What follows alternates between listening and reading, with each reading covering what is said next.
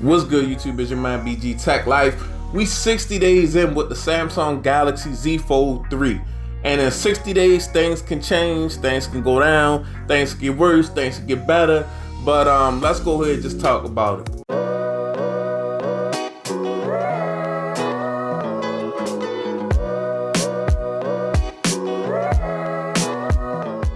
So 60 days with the Galaxy Z Fold 3, and I went through a lot of different phases, guys, with this device. Now, first of all, let's just go all the way back to my unboxing. I was a depressed Note user because the Note wasn't available to buy, and they didn't upgrade the Note, and Samsung just completely said forget the Note. So I was depressed. But I said, you know what, I'm going to go ahead and try this foldable thing. I've never done it before. Fold 3 is my first foldable. So I invested in it. I bought it. FedEx took a long time. FedEx has been horrible lately. FedEx took a long time. They sent it out. I got mine after everybody else. Started making content on it, started using it. So maybe in the first week, I started to really like it. Started to really get into this display, get into this home screen, get into being able to go from phone to tablet. You don't realize how big this thing is till you get it. You know what I mean? Pause. But you don't realize how much this screen right here, watching YouTube, doing other things on a screen this size, you don't realize how much how dope it is to go from a phone to really tablet type real estate. And be able to put it in your pocket. So I was impressed, and I started to come around, and I definitely came around, really liked it. And then I was able to go out and I grabbed the accessory, the most important accessory for this thing, guys. I grabbed this guy, the Fold Edition S Pen, because on top of what you're going to be doing, you're going to want to fold, you're going to want this S Pen because you got a lot of real estate. You can take a lot of notes. There's a lot of things you could do with an S Pen on a device like this as far as creating notes. Just if you don't want to put your fingers and smudge up the phone, or you got fat fingers and you want something that's really direct, you've got this S Pen. Even though the S Pen cannot be used on the outside display, and that's what I call this the convenience display. But you can't use the S Pen on that display. I'm sure that'll come later, guys. But anyway, so I started to like I clearly started to like the Z Fold 3. I started to like the Z Fold 3. I did knock it for. Only thing that I didn't like about this was the battery life, guys. That was the big thing on the table. I would speak on the price in my videos, and everybody bashed me speaking on the price, saying that the device costs $1,800. Oh, you can get it on the deal. Oh, it's on sale. I'm just talking about the initial price of the day out, when the first day Samsung dropped this Z Fold 3, and you didn't have a trade-in, or you didn't go to, you didn't lease it. Even though when you lease it, the price is still $1,800 from a cellular company.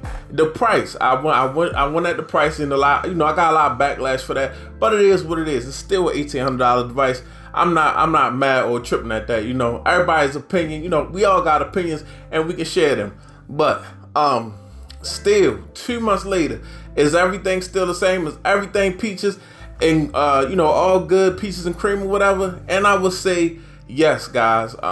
The way this device is holding up, I'm just going to speak smallly on every aspect of this device. So the usability, going from a phone to a tablet, I realized how great that was. That's monumental. That's why the device is so expensive. That's why, this is just kind of the device of the year, because it's multifaceted. It could be a phone, or it could be a tablet, and it could fit in your pocket. Nothing that any phone individually or any tablet individually can do. It does things that other devices can't do. It's in a class of its own. It's a foldable. Boom, got that out the way. Next, so the display, love the displays, love both of the displays. Samsung displays look really good, and you got a super huge display to sit here and watch YouTube. So yeah, let's get that out the way. Got that out the way. All right, boom. So the display, the cameras. Now the cameras, guys, the cameras on this device, 3 cameras on the back. They are S21 range. If you went out and bought the regular S21, this is close to what you would kind of have on the back of the Samsung Z Fold 3. It wasn't the S21 Ultras with all the extra cameras and the 108 megapixel camera, but these cameras Samsung doesn't slouch. Like, like, yeah, it wasn't the best that Samsung had to offer, but having, the second best to what Samsung has to offer is never bad. Because I'm looking at this more like a tablet, I wasn't super pissed off about it. Now if somebody was, I wouldn't knock them, because you did spend a pretty penny for this money. And I think Samsung, if somebody spends this amount of money on a device, that they need to have, that they should probably put the best that they got cameras on the device. But this is a tablet. They couldn't fit a camera system that big into this device either. That's a possibility. So yeah, so the back cameras, I still like the pictures and the videos I was able to take with the back cameras. Of course, this inside camera, a lot of people talked about it. This camera right here that's invisible right now, a lot of people talked about that camera. It was, it is what it is. Yes, it's a bad camera. It's good for, you can do zoom and stuff with it, but it's not gonna be no clear HD look at all. So, but this camera on the front is a decent selfie camera comparable to other flagship selfie cameras on the Z Fold. So I didn't even sweat the inside camera. And the fact that you can actually use the Fold, you could use this screen as a viewfinder for this camera and take a selfie with the more powerful rear facing cameras. I wasn't mad at the camera system. I like the camera system. The full camera system never stopped me from doing anything I wanted to do. I could record content with it. I could take pictures that I'm satisfied with that. So cameras still a go. 60 days later, not let down. Processing power, still doing everything I want to do, not lagging when I'm multitasking. This phone doesn't let me down as far as the performance go. I've never threw anything at this phone that it couldn't handle. 60 days later, in the build, guys, let's just talk about this build. It's still holding up. I mean, this is just still a beautiful device. I mean, it's so many things that could go wrong with this device, because it has this huge hinge. It's kind of like it's got like a screen on the inside, screen on the outside. I have not had any problems so far 60 days later with this device. And I was super careful with this device for about a day or two. And then after that, it was in my pocket. It was doing everything that all my other cell phones do. As you can see, the hinge is still intact. It still sits the same. It still has when it closes, it's still nice and tight when it closes. When it opens, it's nice and open. There's no give. It's just got a super solid feeling to it still. As far as this build goes, guys, it's nothing, as far as the build go, it's still 100%. Maybe a scratch or two on this front screen on my, because of my fault on my part, because I might have put it in my pocket with my keys or something like that.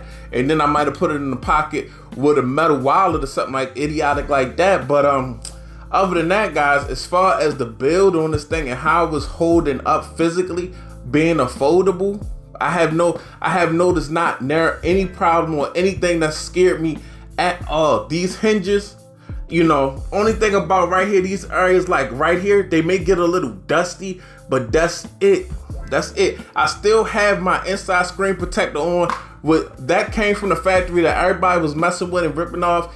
It's still on there. I don't have any problems with it. It's just I just don't mess with it. I'm not fixing what's not broke. It's not peeling off. It's not making the screen unviewable or hard to touch. It's just not, guys. I don't see why anybody would pull that screen protector off. The screen protector is there. It's transparent. I don't really see it, and I'm not messing with it. Outside screen protector did get a little tacky after a while. Me messed around with the corners of the phone. I kind of peeled the screen protector a little bit, so I took the screen protector off the front display, and it don't have a screen protector on there, but that's easily replaced. That's the front screen protector. They got a lot of screen protectors for, but I'm just not even, I'm not even worried about it. I'm not even a screen protector guy, and it is what it is. As you can see, my device is still beautiful, guys. It's just still definitely just one of the best built, one of the best looking devices in 2021. As far as build, if it was an award for build, it definitely should go to Samsung for this Z Fold 3, because this thing is a tank and it hasn't changed form yet in 60 days of regular use, not just play use or leaving it on the desk use, out in the wild, in the pocket, dropped it, whatever, and it's still here, it's still looking good, and it's still functioning properly. So 60 days later, this device is holding up like a champ, guys. Definitely still a dope device. Definitely never regretted the purchase. At first I was nervous about this purchase. I was like not really excited about this purchase, but now something that I'm glad I picked up, guys. Yeah, Z Fold 3, man, still winning. 60 days in, 2 months later, still holding it down. It's your man BG Tech Life. Go ahead and follow me on Instagram and Twitter, BG_Tech Life. It's BG Tech Life. I'm out. Peace.